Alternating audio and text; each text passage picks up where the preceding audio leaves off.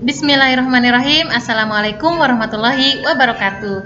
Bagaimana kabar anak-anak ustazah sekalian? Semoga tetap sehat dan tetap semangat untuk mengikuti materi-materi yang ustazah berikan. Baik, di video kali ini ustazah ingin menjelaskan bagaimana cara membuat sebuah ringkasan. Ini untuk memudahkan anak-anak ustazah sekalian ketika ustazah memberikan tugas untuk membuat ringkasan suatu materi pembelajaran. Tapi sebelumnya kita buka materi kita dengan sama-sama membaca basmalah. Bismillahirrahmanirrahim. Selanjutnya ustazah ingin menjelaskan tujuan pembelajaran kita hari ini. Tujuan pembelajaran kita yang pertama adalah untuk memahami pengertian daripada ringkasan. Kemudian yang kedua untuk memahami tujuan kita membuat sebuah ringkasan. Tujuannya apa saja? Nanti kita akan bahas. Kemudian selanjutnya untuk memahami langkah-langkah dalam membuat sebuah ringkasan. Bagaimana caranya, apa saja yang harus kita lakukan, kita akan bahas tuntas di materi kali ini.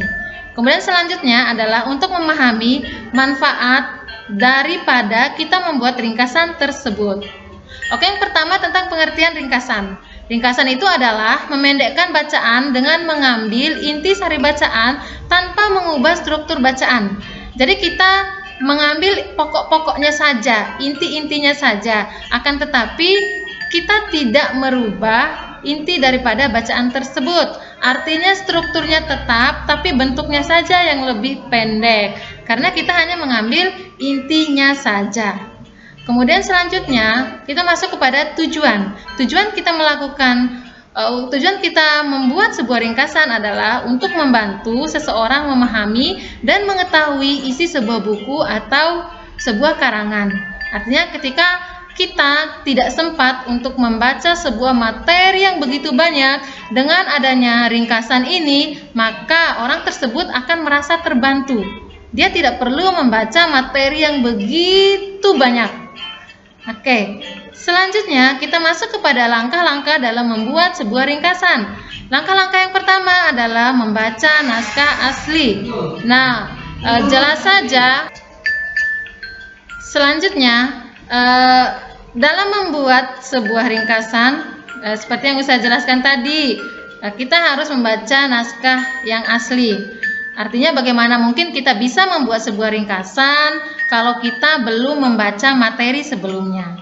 Bacanya itu pun kalau bisa berulang-ulang sampai kita paham betul inti daripada materi tersebut.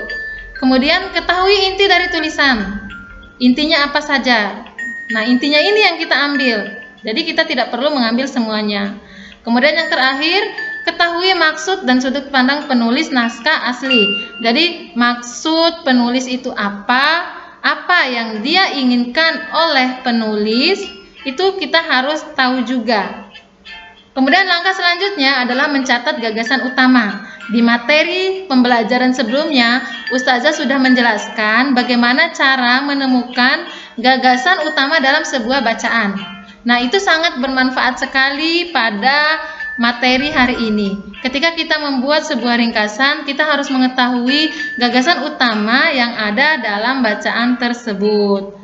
Nah, membaca bacaan bagian demi bagian sambil mencatat gagasan pokoknya. Nah, ketika kita membaca, kita ambil gagasan pokoknya, kita ambil inti daripada bacaannya. Kemudian nanti intinya itu yang kita sambung-sambung sehingga menjadi sebuah ringkasan yang utuh. Kemudian selanjutnya menggunakan gagasan pokok tersebut untuk menyusun ringkasan. Kita sambung inti dari paragraf-paragraf, inti dari bacaan-bacaan, kemudian kita susun menjadi sebuah ringkasan yang utuh. Kemudian langkah selanjutnya dalam membuat sebuah ringkasan adalah kita menggunakan kalimat yang baru. Tidak diperkenankan kita mengcopy paste kata-kata yang digunakan oleh penulis dalam membuat sebuah ringkasan. Nah, bila perlu kita menggunakan kata-kata kita sendiri, menggunakan kalimat-kalimat yang baru, akan tetapi tidak mengubah makna dan inti yang diinginkan oleh penulis. Nah, mengambil inti bacaan untuk membuat ringkasan. Nah, inti-intinya saja yang kita ambil. Kemudian menyesuaikan urutan isi dengan naskah asli. Artinya kita urutkan sesuai dari awal, tengah, hingga akhir. Tidak diperkenankan kita dalam membuat ringkasan itu, kita ambil dulu bagian akhirnya, kemudian bagian tengah, kemudian bagian awal. Nanti orang tidak mengerti, orang tidak paham apa maksud daripada ringkasan tersebut. Kemudian selanjutnya menggunakan kalimat baru. Oke, seperti yang Ustazah jelaskan di atas tadi. Selanjutnya ada ketentuan tambahan. Ketentuan tambahan yang pertama yaitu dalam menyusun ringkasan dalam kalimat tunggal. Kemudian meringkas kalimat menjadi frase dan frase menjadi kata. Artinya kalau ada kalimat-kalimat yang maksudnya itu sama, yang maknanya itu sama, kita tidak perlu menuliskannya secara berulang-ulang. Kemudian kita masuk kepada manfaat. Manfaat yang pertama, manfaat kita membuat ringkasan itu apa? Yang pertama itu untuk memudahkan membaca isi pokok suatu bacaan. Kemudian yang kedua, memudahkan kita untuk mengingat sebuah materi. Kemudian yang ketiga, membantu kita untuk memahami sebuah teks. Kemudian manfaat selanjutnya adalah mengingatkan kembali pada materi dengan cepat. Nah, ketika inti dari materi itu sudah kita tahu, maka kita akan memahami apa maksud daripada materi tersebut. Kemudian manfaat yang lain adalah sebagai sarana untuk membantu kita dalam mengingat sebuah isi buku atau suatu uraian yang begitu panjang. Nah, ini bagi orang yang malas membaca. Jadi fungsi ringkasan itu atau manfaat ringkasan itu sangat bermanfaat sekali. Kemudian manfaat yang terakhir adalah dengan membaca ringkasan kita seakan-akan memahami keseluruhan buku secara utuh. Jadi kita tidak perlu membaca satu buku secara penuh.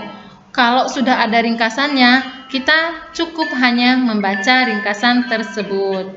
Baik, sampai di sini dulu materi Ustazah, semoga bermanfaat. Selanjutnya Ustazah punya latihan untuk kalian semua supaya lebih memahami materi tentang membuat ringkasan ini. Anak-anak Ustazah silahkan buka halaman 18. Di sana ada bacaan yang berjudul hati-hati dalam mengorek telinga. Kemudian kalian buatkan ringkasannya.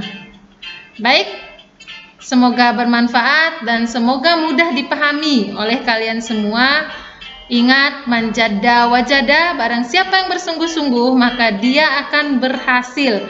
Sekian dari Ustazah. Wassalamualaikum warahmatullahi wabarakatuh.